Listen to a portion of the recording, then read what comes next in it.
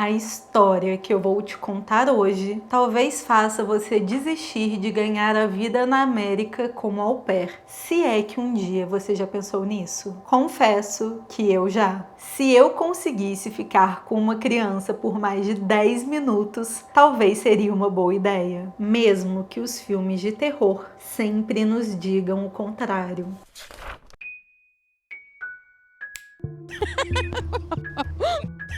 Olá, excêntricos! Eu sou a Ana e sejam bem-vindos a mais uma sessão do clube. Eu sei que nas últimas semanas a gente tem errado aí um pouco o dia das postagens, nem sempre os vídeos têm saído na terça e na quinta nesse último mês, mas tem acontecido muitas coisas na minha vida e na vida da Mia que estão fazendo a gente dar essa atrasadinha, mas a gente promete para vocês que em breve tudo vai voltar ao normal. Não soltem a nossa mão, não deixem de manter o sininho aqui do YouTube ativado para vocês sempre receberem as notificações quando sai um vídeo novo, porque aí, mesmo que a gente não poste o vídeo no dia certo, vocês serão avisados. Ainda que o YouTube dê uma trollada na gente por conta disso. Então a gente precisa ainda mais da ajuda de vocês nessa época, porque como a gente está dando uma vacilada aí nos dias de postagem, o YouTube dá uma ferrada na gente.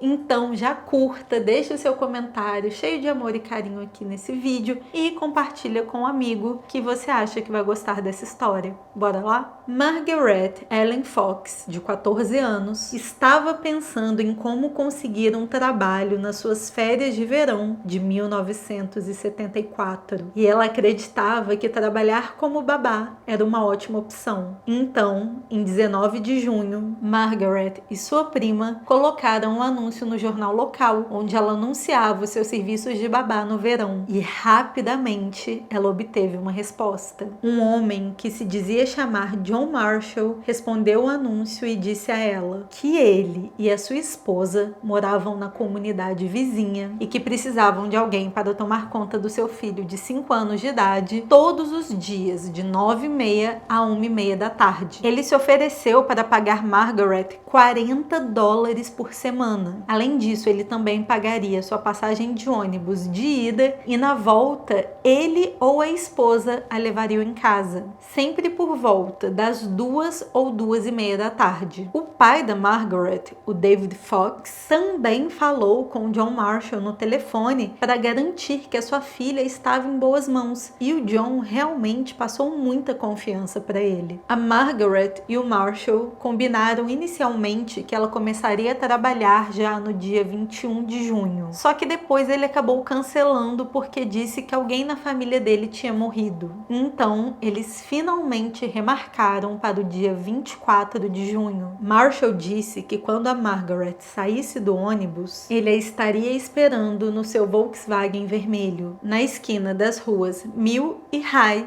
em Mount Holly. Então, na manhã do dia 24, o irmão mais novo da Margaret acompanhou a irmã até o ponto de ônibus e a viu entrar nele às 8h40 da manhã. E ela faria uma viagem de cerca de 20 minutos até Mount Holly. Antes de sair de casa, os pais da Margaret pediram expressamente que ela ligasse para eles assim que chegasse na casa dos Marshall. Margaret tinha cabelos castanhos, olhos azuis, 1,75 de altura e pesava 55 quilos. 2 dos dentes superiores da frente direita estavam faltando. Quando saiu de casa na manhã do dia 24 de junho de 1974, estava vestida com uma blusa floral azul clara, com um decote quadrado e soltinha na cintura, jeans marrom com uma mancha amarela no joelho e boca de sino, afinal a gente está falando dos anos 70. Ela também estava vestindo uma jaqueta xadrez azul e branca e sandálias marrons com tiras de salto. Margaret também usava óculos com lentes hexagonais, um colar de ouro com flores que tinha uma pedra azul e um pingentinho de ouro com uma pedrinha bem pequenininha também azul. Além disso, ela estava com a sua bolsa, um maiô para nadar na piscina dos Marshall com a criança e também levava os seus óculos de sol. Porém, o tempo foi passando e a Margaret Margaret não ligou para casa. A Mary e o David, os pais dela, começaram a ficar preocupados. Só que eles imaginaram que a filha acabou se distraindo ali quando chegou, até conhecer a família, conhecer a casa, a rotina da criança. Então eles achavam que isso poderia ter acontecido, mas que em algum momento, quando tudo ficasse mais tranquilo, ela ligaria. Mas ela não ligou. Então a família Fox resolveu ligar para o número que eles acreditavam ser da residência dos Marshall. O número que o John tinha passado para ele. Mas ninguém atendia e também não tinha aquele recadinho de secretária eletrônica típico dos Estados Unidos. A Margaret havia deixado gravado alguns recados para o telefone da própria casa. Isso antes de sair. E nesses recados continham mais detalhes de como seria sua rotina de trabalho. Inclusive, em um desses recados, ela falava sobre como ou o John ou a sua esposa a levariam para casa por volta das 14 ou 14h30.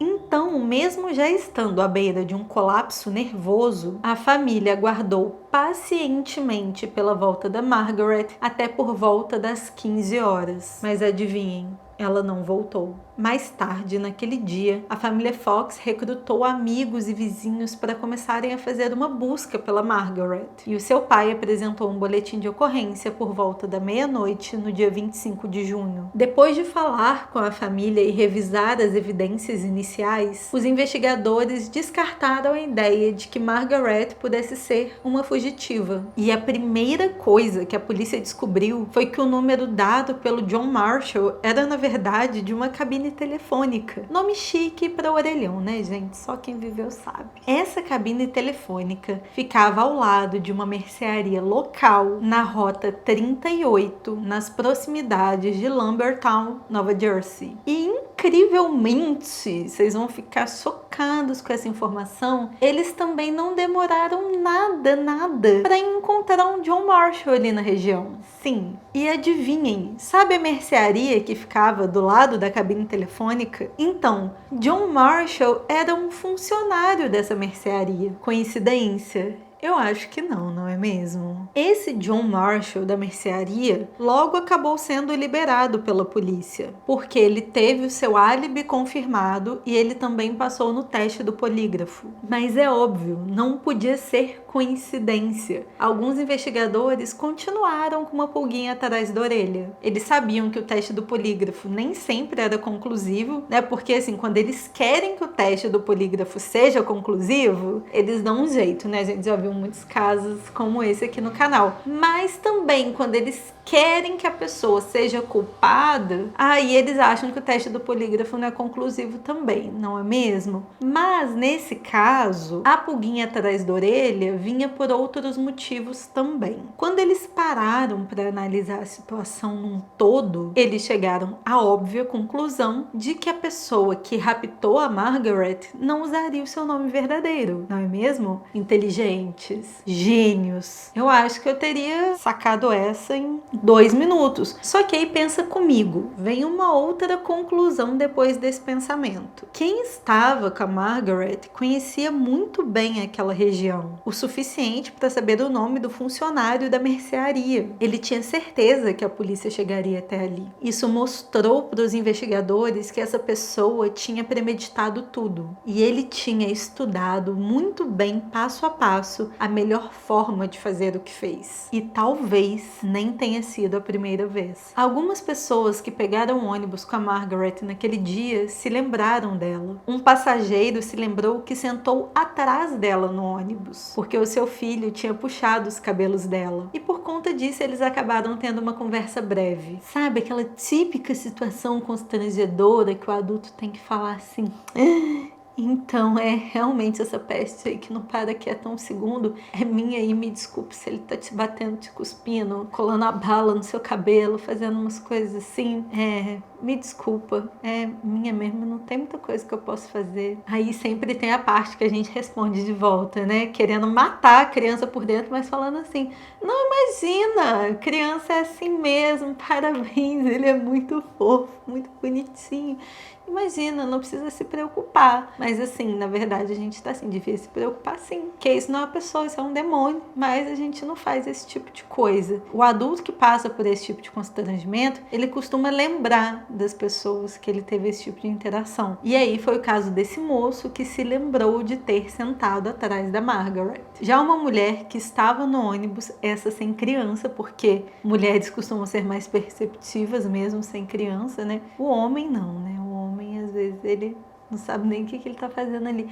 Mas a mulher, ela costuma ter um olhinho mais biônico, né? Dar uma reparada melhor nas coisas que estão acontecendo e em pessoas diferentes, né? Que não costumam estar ali naquele ambiente. As mulheres reparam, saltam mais aos olhos. Essa outra mulher também se lembrou de ter estado no ônibus com a Margaret naquela manhã. Ela disse, inclusive, que a Margaret parecia feliz e que ela tinha olhos sorridentes. Uma terceira passageira disse ter visto alguém com as descrições da Margaret descer num ponto de ônibus que ficava num cruzamento e lembrou de vê-la conversando com um jovem em um carro esportivo vermelho. Essa terceira pessoa, eu não consegui entender muito bem se ela estava no mesmo ônibus ou se ela estava tipo no ônibus atrás que parou no mesmo ponto, aí a Margaret já tinha descido antes. Eu realmente não consegui entender muito bem essa parte, mas é algum dos dois. Ou ela estava no mesmo ônibus e viu, ou ela estava no ônibus de trás. Mas fato é que essa mulher que a viu conversando com um jovem em um carro esportivo vermelho foi a última pessoa que viu a Margaret. Era 24 de junho de 1974, por volta das 9 da manhã. Essas pessoas só foram ouvidas porque o detetive Leonard Burr, que hoje em dia já está aposentado, embarcou no ônibus que Elizabeth tinha pegado no dia anterior e ele procurou por qualquer pista que pudesse ajudar na investigação. Muitas pessoas costumam pegar o mesmo ônibus no mesmo horário todos os dias. E foi isso, inclusive, que ajudou a Margaret ser notada e lembrada. Afinal, ela era alguém diferente. Ela estava pegando essa linha pela primeira vez. O detetive Burr também vasculhou o centro da cidade de Mount Holly. Ele mostrou a foto da Margaret para aproximadamente 200 pessoas. Só que nada, ninguém se lembrava de ter visto a Margaret. O FBI interveio nesse caso em tempo recorde. Em 28 de junho, apenas 4 dias após o desaparecimento, eles começaram a gravar todos os telefonemas recebidos na casa da família Fox. Afinal, se fosse um sequestro, o sequestrador provavelmente entraria em contato para pedir o resgate. E foi exatamente isso que aconteceu. Um homem com um pedido de resgate ligou apenas um dia depois que informações sobre o desaparecimento de Margaret foram divulgados na mídia local. A voz do suposto homem foi gravada pelo FBI e ele dizia o seguinte: $10.000 é muito pão, mas a vida da sua filha é a cobertura amanteigada. Quando a mãe pergunta quem está falando, ele desliga o telefone. A mensagem é bizarra e a voz dele dá medo. Eu vou colocar aqui para vocês escutarem. $10,000 might be a lot of bread, but your daughter's life is the butter topping. Who is it? Além disso, ele não dá nenhuma informação sobre como a transação seria feita, o dinheiro pela Margaret. Alguns dias depois, a família Fox recebeu uma carta que reiterava o que o sequestrador havia dito no telefonema. Basicamente dizia que o dinheiro era muito pão, mas que o retorno seguro da Margaret era cobertura amanteigada. Era basicamente o telefonema em forma de carta. E novamente, o suposto sequestrador não deu nenhuma instrução. Então, uma segunda carta foi recebida logo após a primeira. Essa carta foi escrita para parecer ter vinda da Symbionese Liberation Army, a SLA, uma organização terrorista de pequena escala que tinha sequestrado uma herdeira do ramo da comunicação, a Patty Hearst, na Califórnia, no dia 4 de fevereiro de 1974. Os investigadores duvidaram do envolvimento da organização no sequestro da Margaret. Até porque ela não era nem rica, muito menos herdeira, e essa organização não ia perder tempo sequestrando alguém como ela, muito menos para conseguir só $10 mil.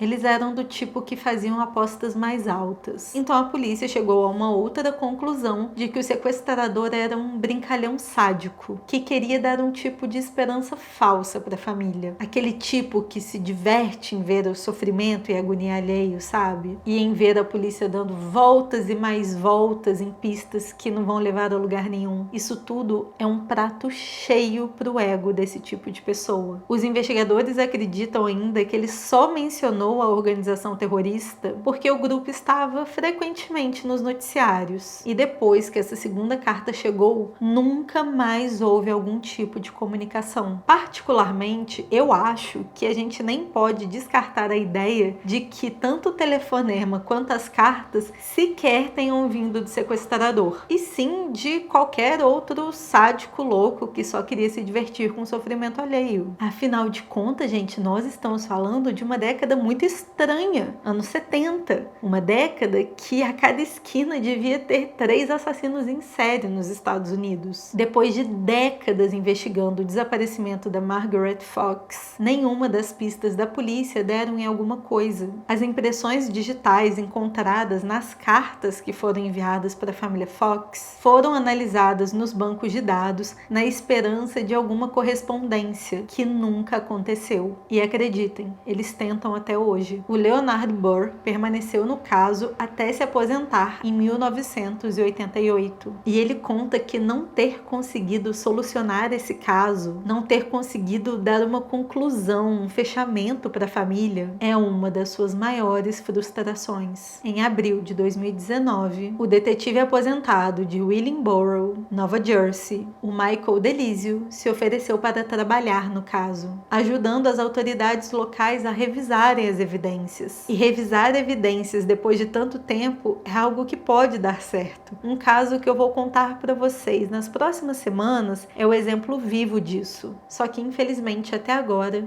quase 3 anos depois, nós não temos nenhuma pista nova. O FBI segue pedindo ajuda ao público para desvendar o desaparecimento de Margaret Ellen Fox, que segue sem solução há quase 48 anos. E eu volto a reforçar, ela desapareceu após deixar a sua casa em Burlington, Nova Jersey, em 24 de junho de 1974. E em 24 de junho de 2019, no 45º ano do seu desaparecimento, o FBI fez um comunicado à imprensa falando sobre o caso. No comunicado, o promotor do condado de Burlington, o Scott Coffina, Scott Caixão. Chama Scott Caixão. Chama Schwarzenegger. Scott Caixão, um assassino de aluguel. Só que nesse caso, Scott Caixão é um promotor. De noite, assassino de aluguel. Nossa, o roteiro tá pronto! Hollywood tá perdendo. Contrate. Gente, produtores de Hollywood que estiverem vendo esse vídeo, se acha, né, coitada? Contratem. Mas voltando, o promotor do condado de Burlington, o Scott Coffina, disse que a Margaret era muito amada pelos seus amigos e a família, e que até hoje o seu desaparecimento continua causando enorme tristeza. E ele encerrou pedindo por ajuda. Se alguém por aí tiver informações que possam ajudar os investigadores que trabalham para resolver esse mistério, peço que, por favor, se apresentem. Já o agente especial Joseph Denham, no mesmo comunicado, disse o seguinte: o FBI possui uma memória longa. A comunidade a que servimos tem a nossa promessa solene de buscar todas as opções viáveis no interesse de entregar a justiça. Percebemos que nos casos de pessoas desaparecidas, principalmente os que envolvem crianças, há um ente querido ou família do outro lado sofrendo dores de cabeça todos os dias dias, simplesmente porque não há uma conclusão. Esperamos que esse esforço renovado produza resultados que possam dar à família de Margaret Ellen Fox algum sentimento de fechamento. E o laboratório do FBI no Quantico, na Virgínia, ainda divulgou uma versão aprimorada daquela ligação do suposto sequestrador, juntamente com imagens progressivas de como Margaret